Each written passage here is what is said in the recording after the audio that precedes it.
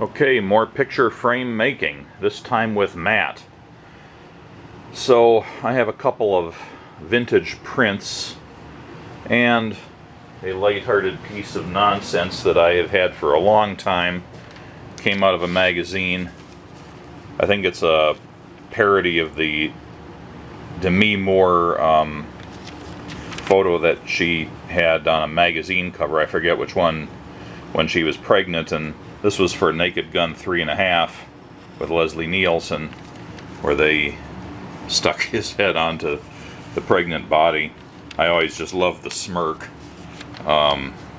Anyway, I think I had this hanging in my office for a long time, then it went down. I just found it again, and just for the hell of it, I thought I would put it in a little frame. But this one doesn't merit a matte, I don't think. The other two prints I have, one of them did come with the matte already made, and I think it's a good size for it. The other one is slightly smaller, but it'll work with the same matte cutout. And for uniformity in the frames, I'm going to make them both the same size to match this one. So my first order of business is to take this new matte board I bought at the Hobby Lobby and make a duplicate of this one. This is the closest color I could get. It's not an exact match, but I think it'll be close enough.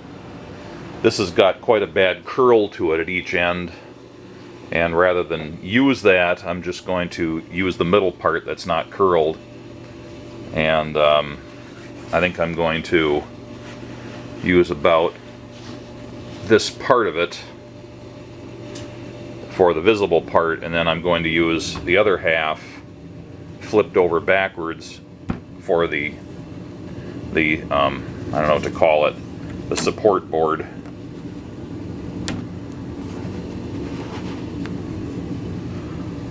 Like that. So I'll do this part first. For the frames, I've done what I did in my other video on frame making. I have this one's a 10-foot long section, but otherwise identical to the 9-foot section I used in the other video. This is from Home Depot. It's oak hardboard, 3/4 of an inch thick, 2.5 inches wide. Like I said, 10 feet long. It'll have more than enough material to make both frames that are used with the matte and the one for the Leslie Nielsen picture. But I'm not going to tackle that till I do the matte. Okay, using a carpenter's square and just a cheapo craft knife, I've got the matte board cut down. These parts are flat.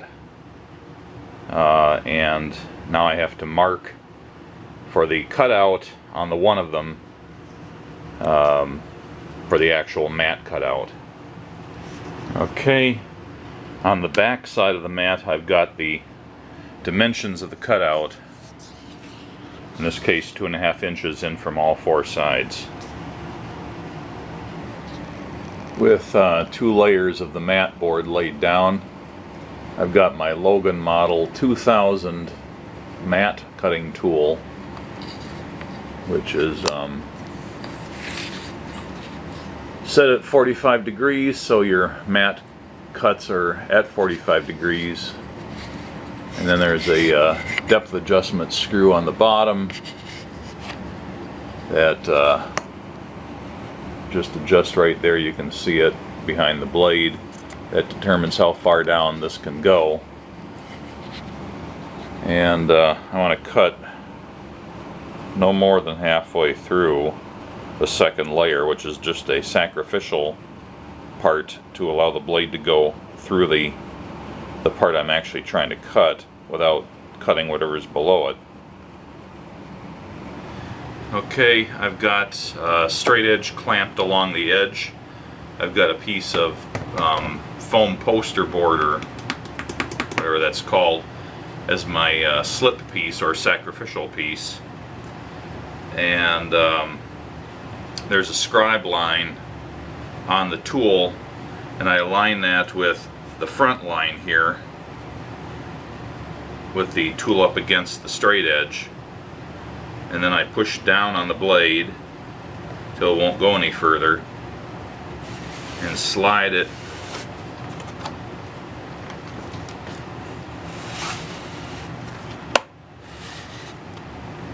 until the scribe line comes to this other line, and then lift it straight up.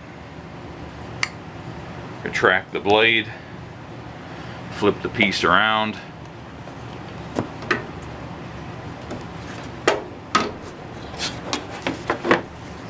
I did check to make sure that it did cut all the way through.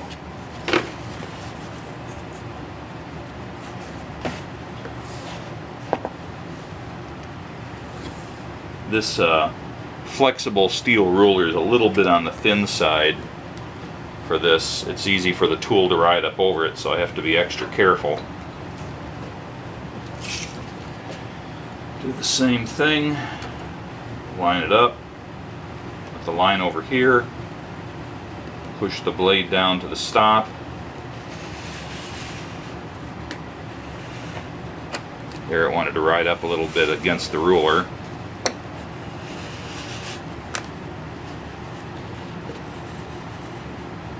Ride it to the other line, lift the blade. Okay. Oops, clamp slipped.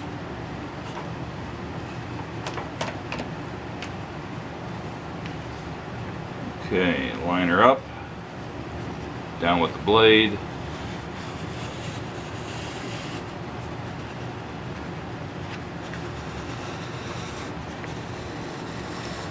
I'm going so slow because I'm scared about the thing jumping up and either damaging the blade or cutting in the wrong place.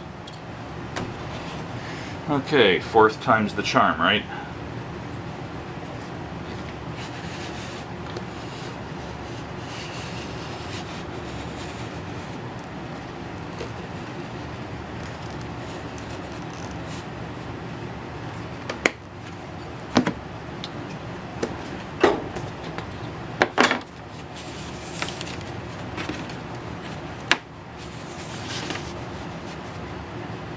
And this one needs to be cut again. I didn't do a good enough job on that part.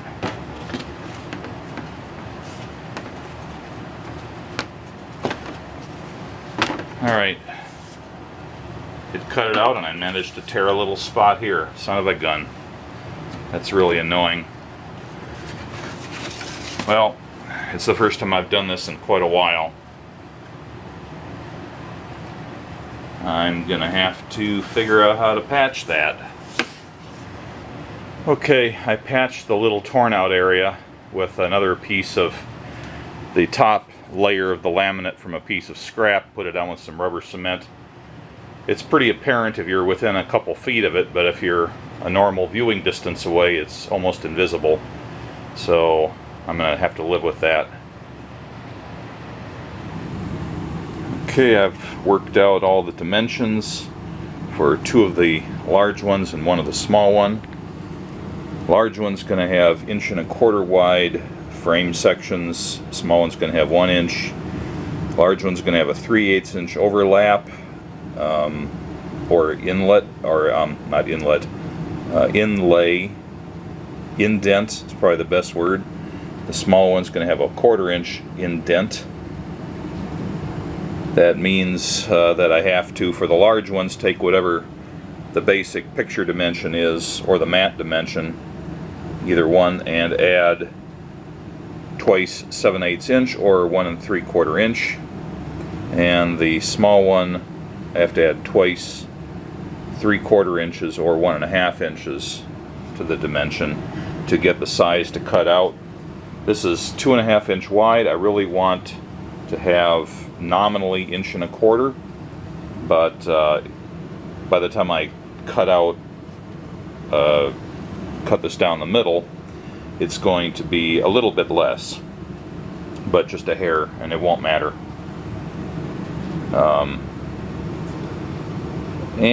Let's see, yeah, so I've marked my board. There's a crack section there. I've got these marks along here. These are just rough cut lines. They take me to the next highest inch, so there will be a little bit of run out to be cut off later once I can work on it more precisely. Using my bevel saw to chop this up into the workable sized pieces.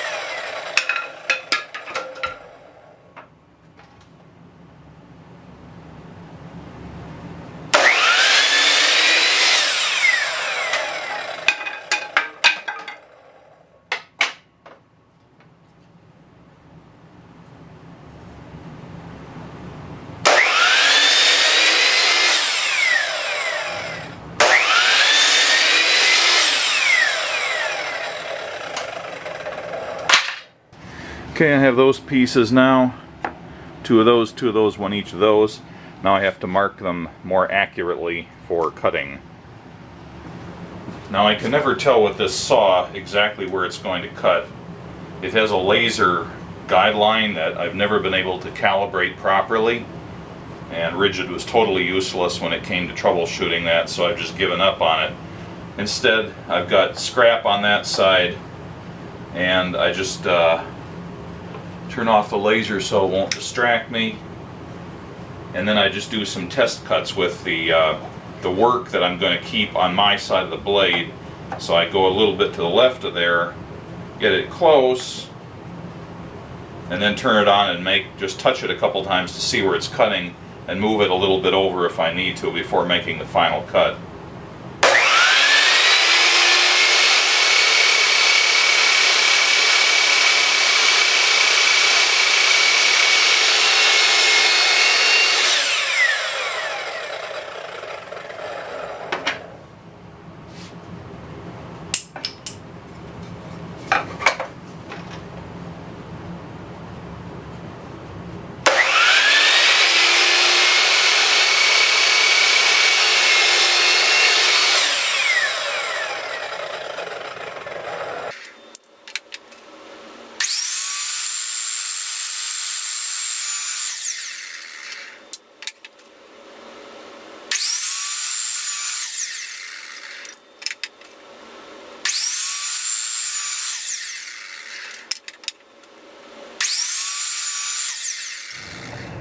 Okay, I've got all the pieces cut to the proper length, and now I have to rip them all in half lengthwise, which will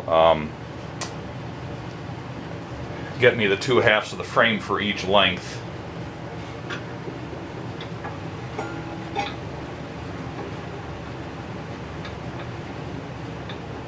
That's about where I like to have the blade.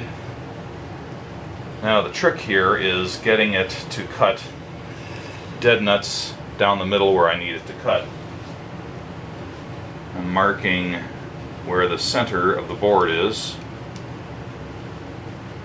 at 1 1/4 inches. I've translated a cut mark down the front of the board, so what I have here is my fence, making sure it's lined up correctly, get it about right. I go around the other side of the saw and realize it's not quite right. Get my sticks out here.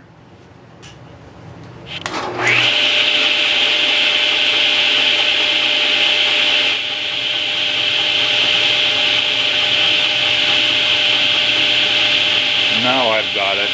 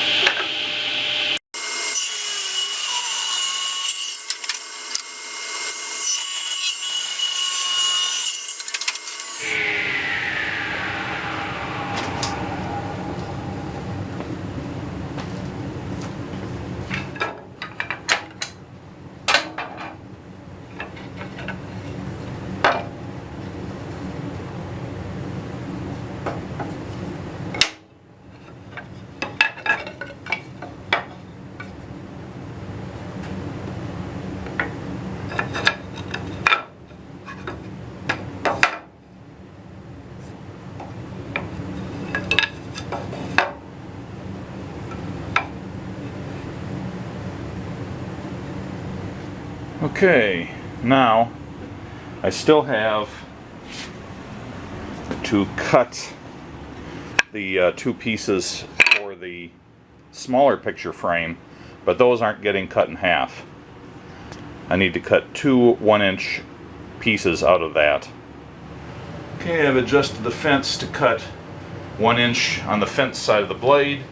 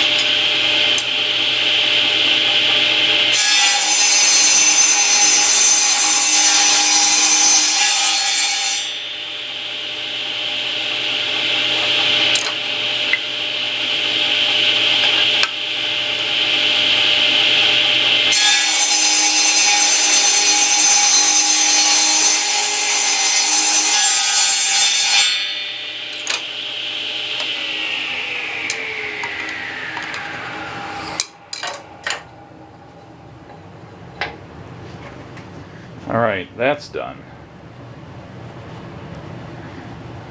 Okay, now I gotta set the blade for 9/16 of an inch, which is the thickness I want for all these frames. I'm gonna run a scrap piece of wood through there. Make sure it's coming out right, because this is a little bit more delicate.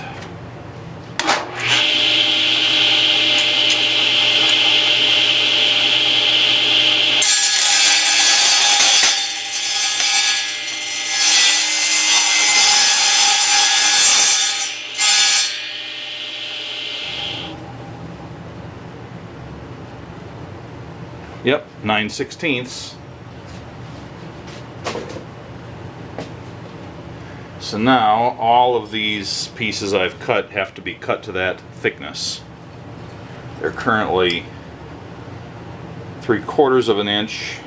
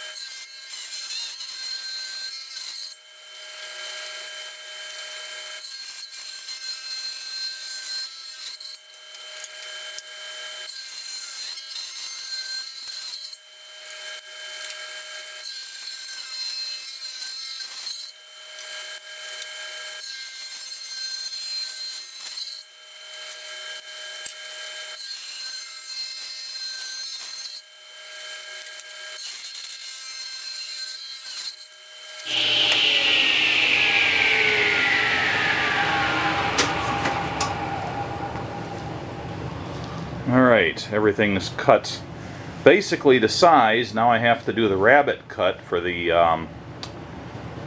inlay or indent. That'll be done on my router table, probably. I can do it on the table saw, and I think the last time I did frames I did it on the table saw. This time I'm inclined to set up the router table to do it. Just a little, well, it's about the same amount of fuss one way or another.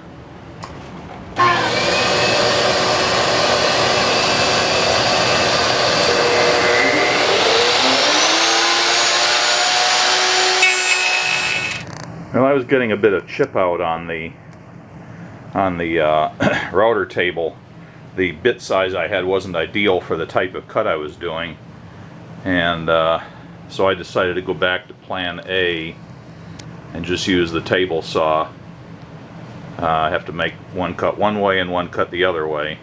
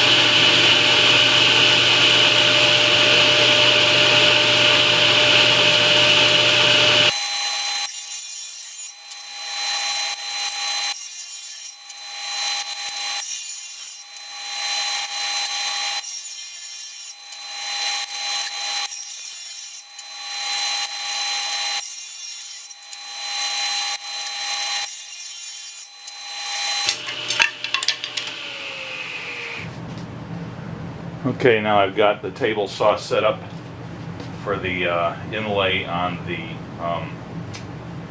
small frame. Can't forget my face covering.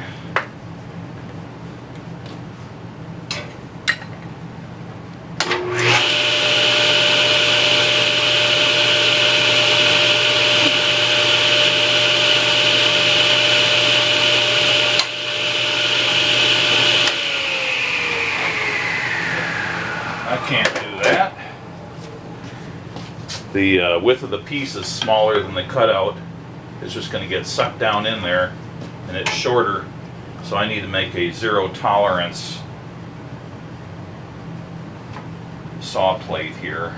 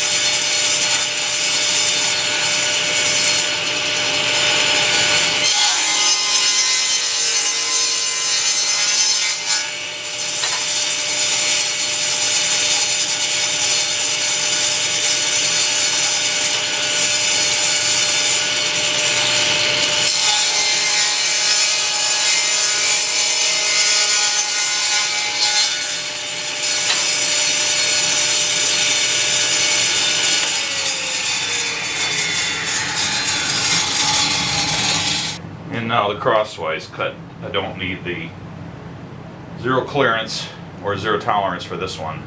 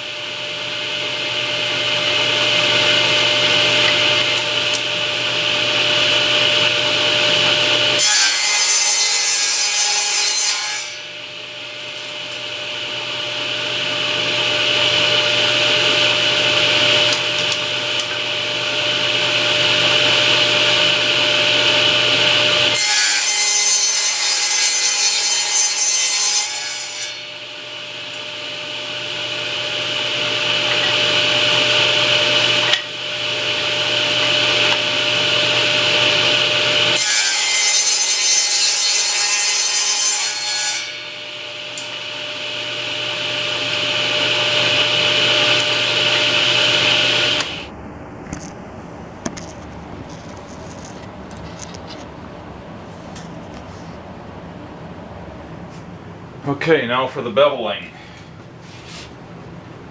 I've got it arranged so when I cut it, the thin part here is down against the table, so it's less likely to break off. I've got cuts this way and cuts this way, so I'm going to start by moving this to the index for 45 degrees, which means I can cut these.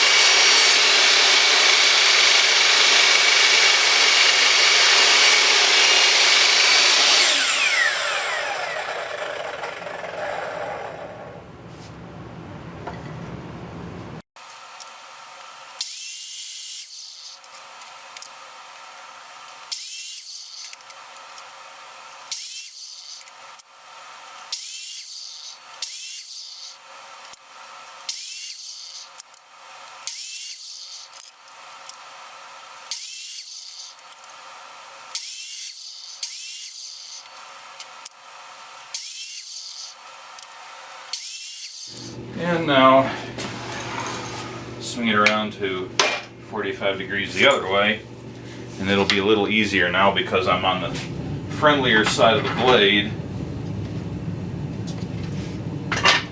See what I'm doing a little better.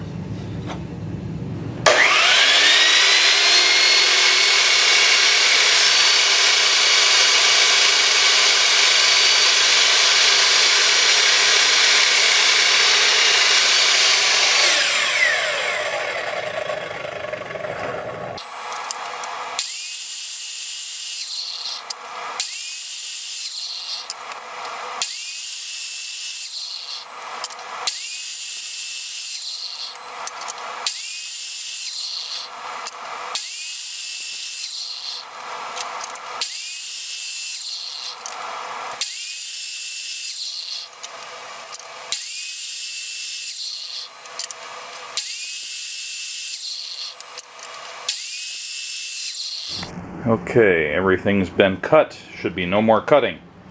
And the blade burns there I've arranged to be towards the back of the frame. Okay, sanity check time before I get into gluing and all that good stuff.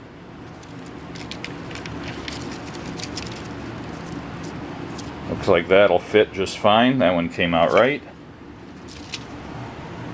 Okay, how about this one? Okay, that's working out too. Now I deliberately left, I don't know what it was, 3/32 of an inch extra clearance because this one is slightly smaller than the other one I cut, just due to the way I cut it. So rather than make a slightly different frame for each one, this one just has a little extra clearance. But at least it fits in there. And this one has 3/8 inch inset, and so there's plenty of overhang on the wood to support this. No problem there. Okay, the first of the two large frames is glued and clamped and checked for square. Clamps like to ride up on the corners, so I try to put something heavy on them. But I don't have anything handy the right size, and they don't seem to be popping up, so I'm going to leave them. And the second one is glued and clamped up. And the small frame is glued and clamped. Alright, the last one is dry.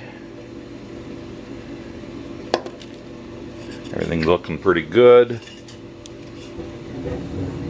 Next thing to do is reinforce the corners. It's sleeting outside. I don't know if the camera will pick it up.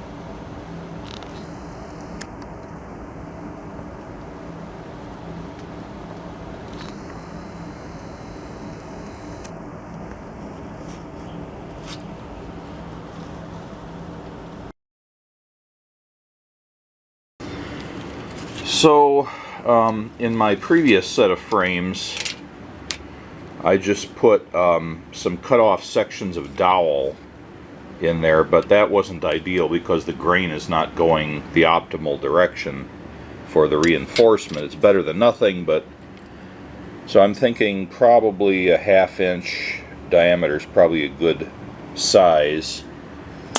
And I thought about using some biscuits, like for biscuit joinery, but the downside to using the biscuits is that they're just made out of pressed wood, and I don't know how strong they are really in the way I'm going to use them. They'd probably be more than adequate, but I thought rather than buy a box of 100 biscuits, which is the way the store sold them, when I normally don't use biscuit joinery, I'm just going to use some scrap 1/8 inch craft plywood. That'll probably be at least as strong as that.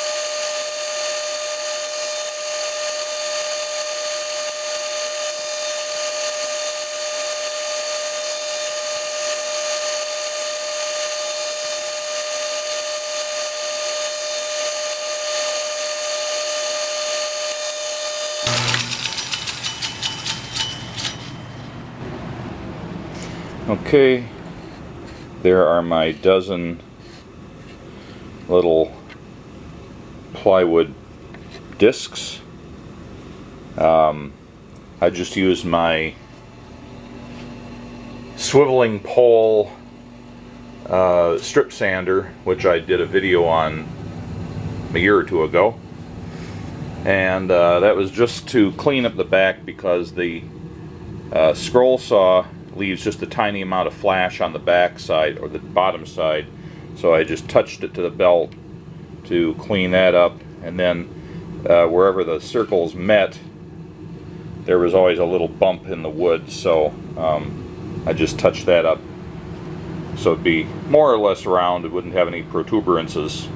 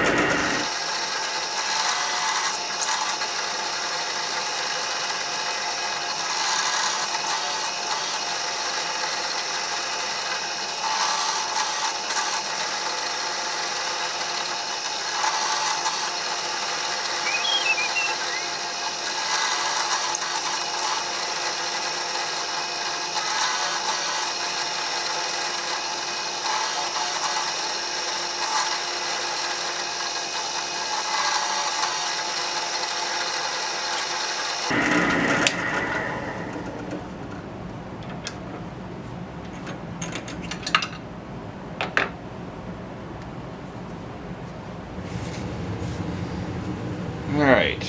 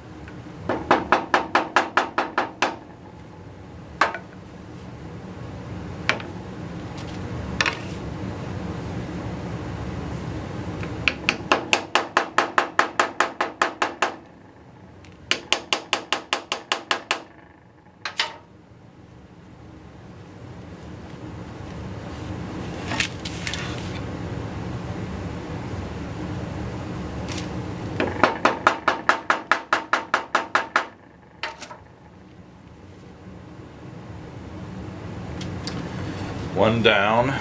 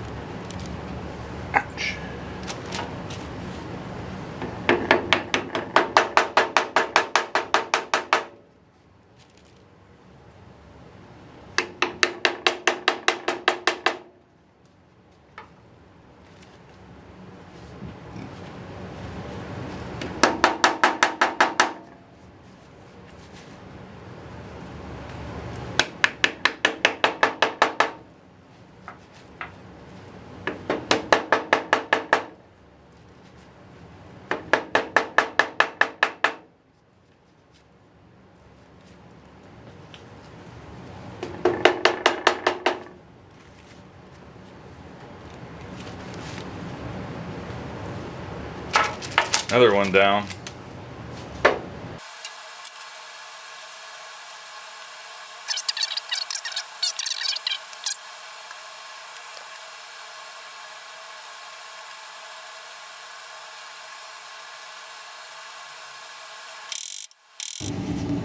Okay, all the frames have been sanded using my orbital sander. These little plywood plugs in the corner came out really nice. I like the way they work. And I've got the other ones down there. They're also sanded. Nope. Now comes the staining. Okay, vacuuming and blowing off the dust. And now I'm going to reuse my wax paper treated tabletop on my saw to do the stain, starting with the little guy. So I'm going to use my Minwax Sedona Red again. I think I've got enough here to do all 3 frames. I like the coloration I got with that on the oak frames I did the last time around. It was a good color for what I'm doing here.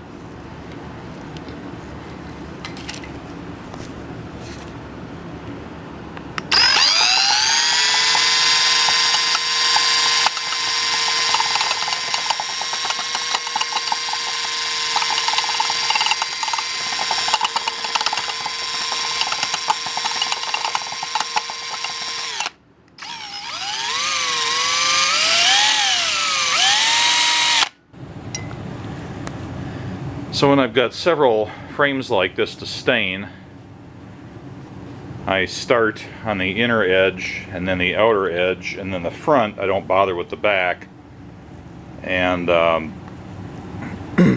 I stain one and let it soak in while I apply it to the next one, and then I wipe off the excess on the first one and move on through the set like that. Okay, I'm going to let the stain dry overnight with a couple of heater fans blowing on it. And as usual, I seal up my ball jar of varnish with Bloxygen to displace the air that's in it.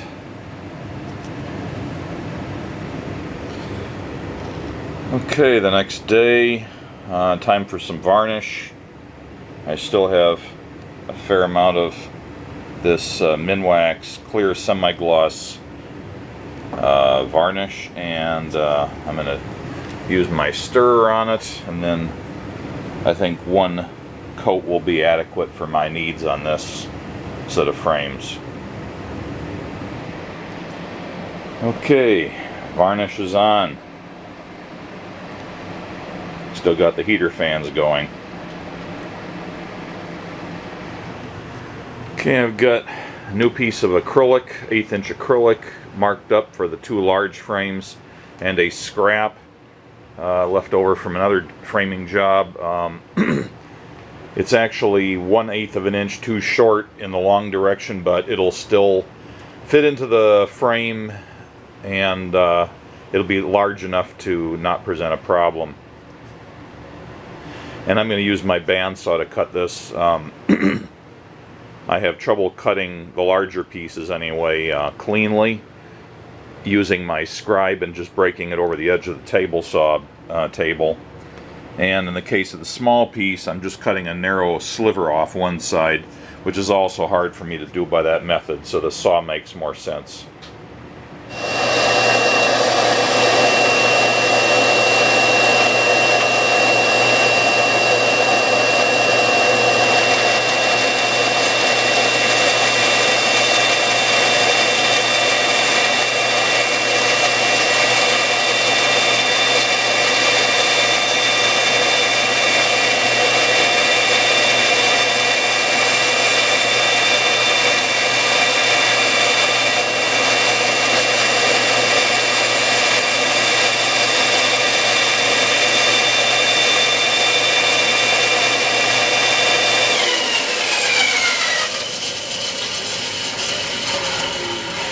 The compressor tried to kick on while the saw and the vacuum were running, and that tripped the breaker. Very annoying. Too many things on one circuit.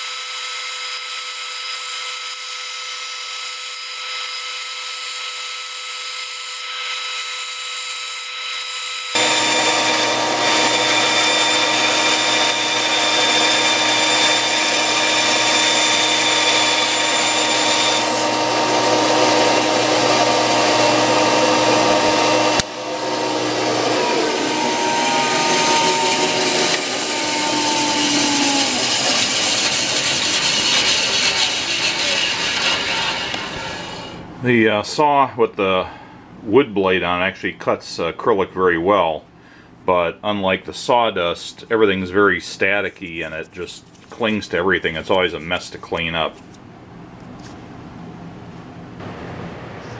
Alright, two pieces cut out, and I've test fit them into the frames so they do fit. So that's all taken care of.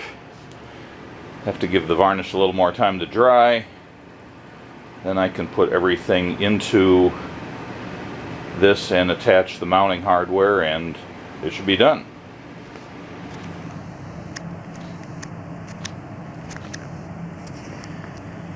Okay, varnish is nearly dried. There's just a few spots that are a little soft yet, and I want to let the bottoms air out a little more where they were contacting the little pieces that were keeping them from touching the floor. So now it's safe to hang them on the wing of my table saw and let them dry overnight. I can finish the assembly of these things in the morning. Okay, let's get this thing put together.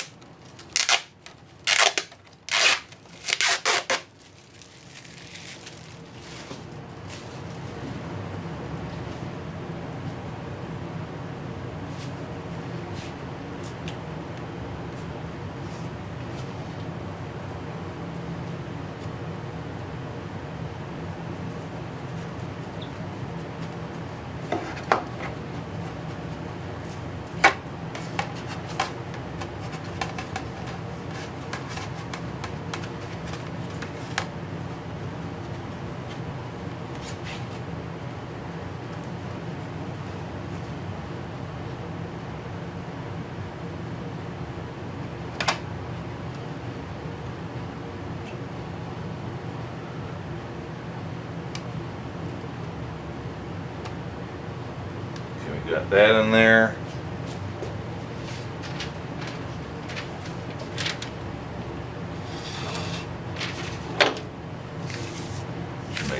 no dust on my picture.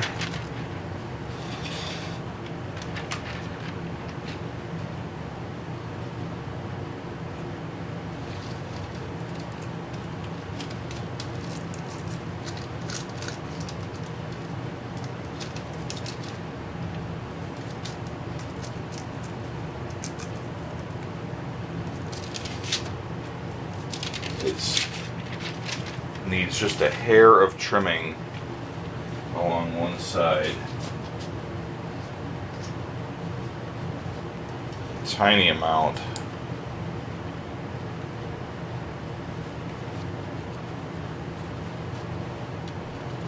Just take a sliver off.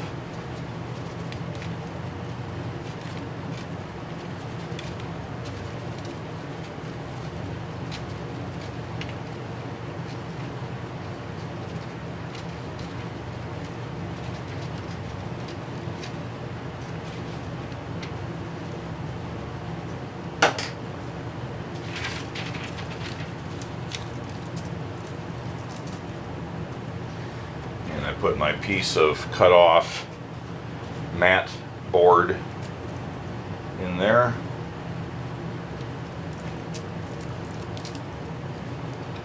Make sure everything looks good on the front. Looks like it does.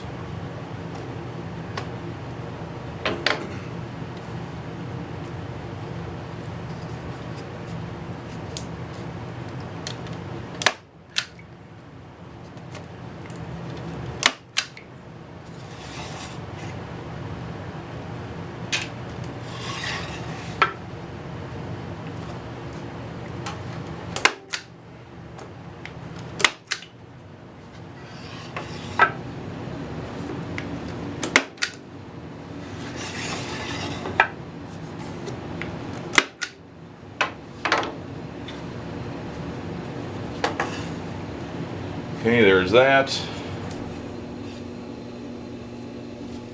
Moving on to the next one.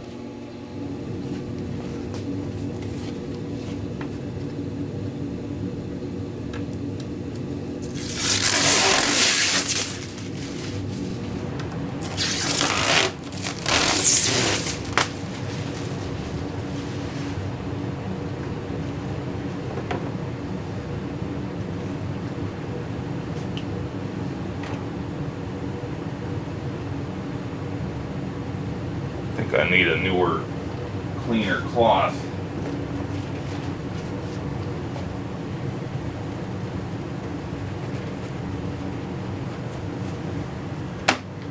This is the one I didn't make.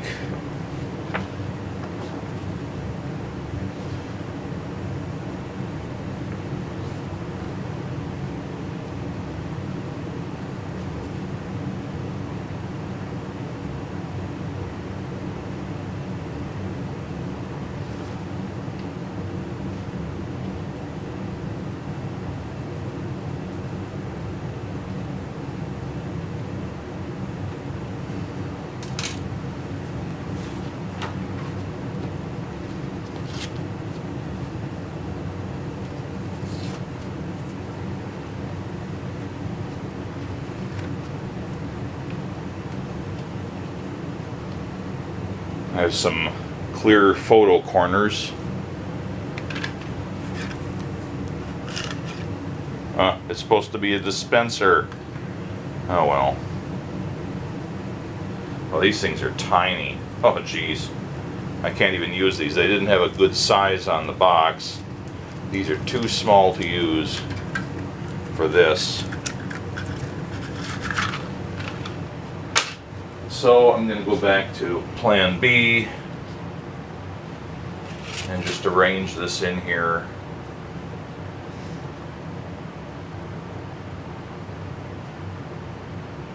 Towards where it looks good. I think it needs to go a bit to the left.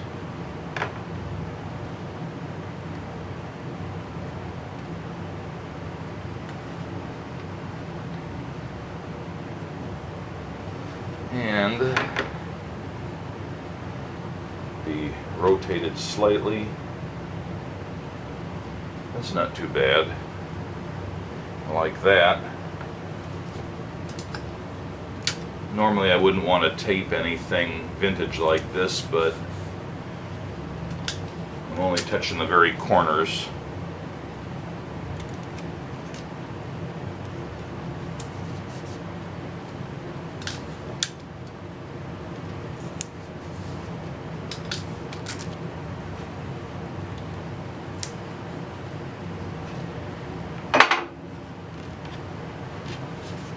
All right.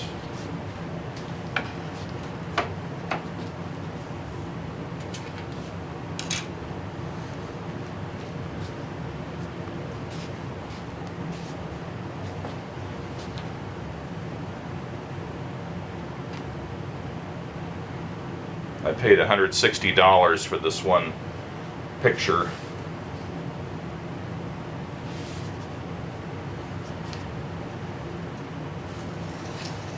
Being a vintage artifact and all that good stuff.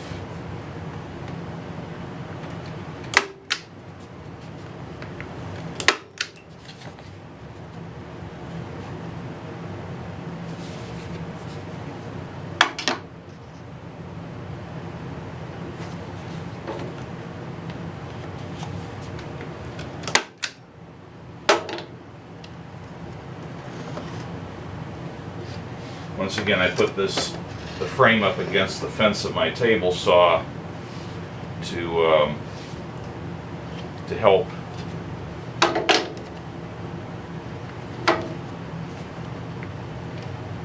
give it some backing when I'm putting in these tabs.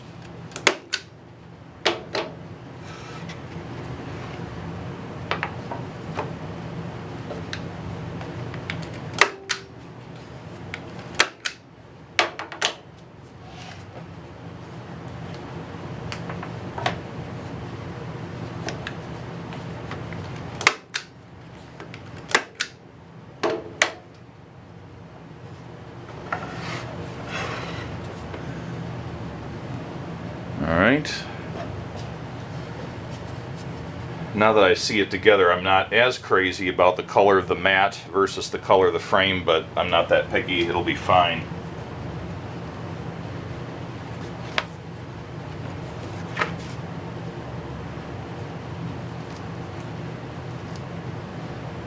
Alright.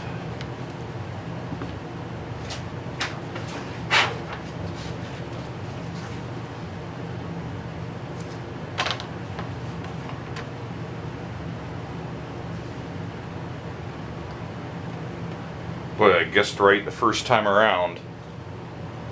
That's going to work out with just exactly that placement.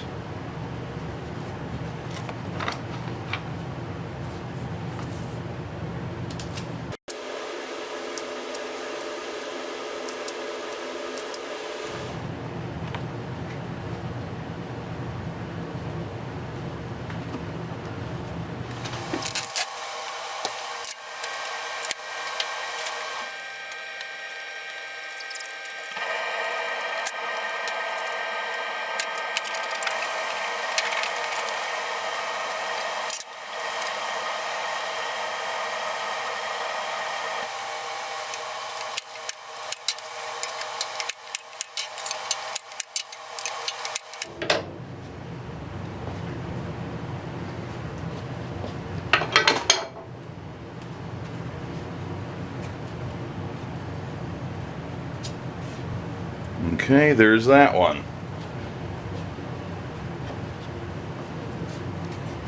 Alright, normally for bigger pictures like this I would use a cable hanging, but I'm going to have these both side by side on a wall where small differences in height will be apparent, and so I find the cable method is less precise, so I'm just going to use normal hangers. I've got some of these little guys here, and I'll just hang them from a single nail. I think that should work.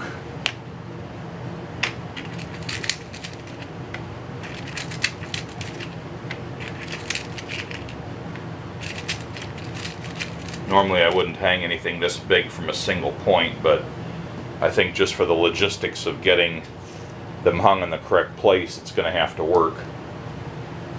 Alright, so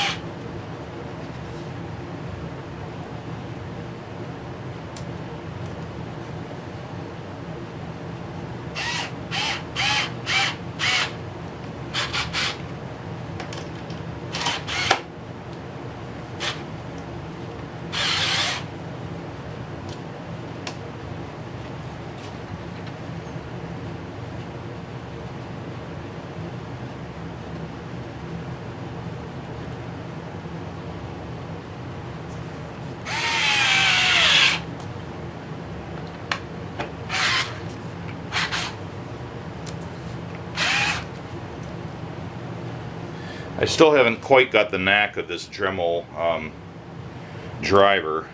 It's both pressure sensitive and it has a button, and sometimes I forget about the pressure sensitive part, and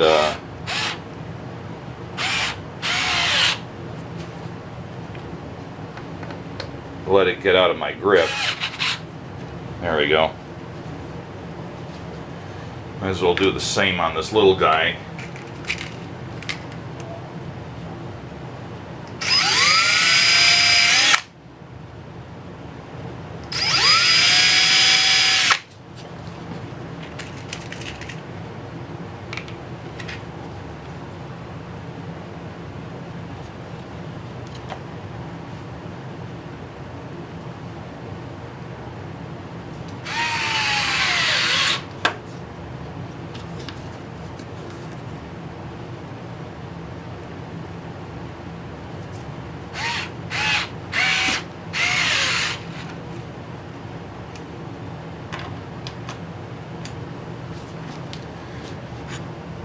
Alright, now I just gotta hang these puppies. Okay.